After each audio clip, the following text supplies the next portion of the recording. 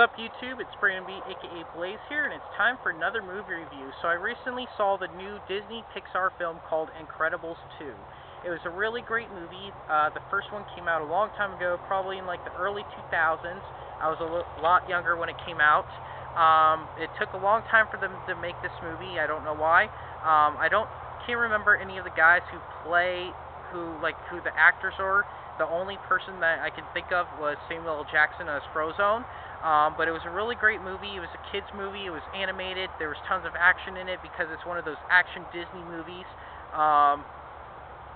It's basically like about a family of people who have superpowers, but they live in modern day, and I guess superheroes aren't allowed, so they have to use they use their powers for good, but they have to stay hidden because they would get in trouble if their powers ever came out. The dad has super strength. The mom is super stretchy, which is Incredible Girl, and then the dad is Mr. Incredible.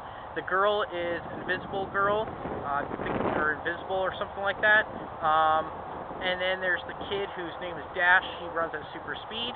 Well, in the in the first movie, they have a baby also named Jack Jack, but he has no powers in the first movie. In the second movie, he has actually a mixture of powers, so they call him like the monster.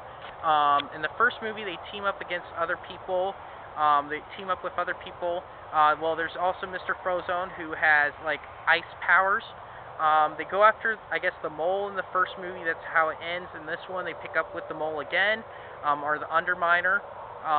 They also have this girl who helps them out with the costumes called Edna. She also provides a lot of life support for them, gives them knowledge, teaches them where to go. The movie was super long. It was like 2 hours and I think 30 minutes, but it did really, really good. It went super fast. The movie was really good. In this time around, there's this guy that wants to get all the superheroes back together because he's a fan of the Incredibles and all the superheroes. So he decides to work with the government on a law that will allow them to come back out of the shadows. As long as they wear the fancy technology that shows that they're actually doing good, like cameras. But then the guy's sister decides to turn on him, and she becomes a super villain, I think called Hypno. There was also a lot of flashing lights in this movie, just to warn you guys, because I guess there was a big talk about the flashing lights making people have seizures and being dizzy. It didn't make me have any seizures or nothing like that. And then there's a whole bunch of new superheroes in this movie that decide to team up with the Incredibles to help them out to take out the evil person. I don't remember all their names. I just really like this movie a lot. I'm going to give this movie an 8 out of 10 because it was a Disney movie for one. I do like Disney movies. Number two is good family animated movie. It was pretty long, but it actually went really fast. I didn't feel like I was sitting there for a very, very long time.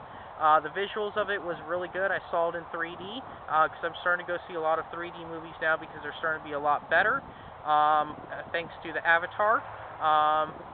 But then there are a couple slow scenes. I wish they would have had more bad guys in it instead of just focusing on one. I wish there was a lot more. I wish they actually had a lot more of other superheroes and villains, and I wish they would have done it like with DC and Marvel. But that's just my opinion.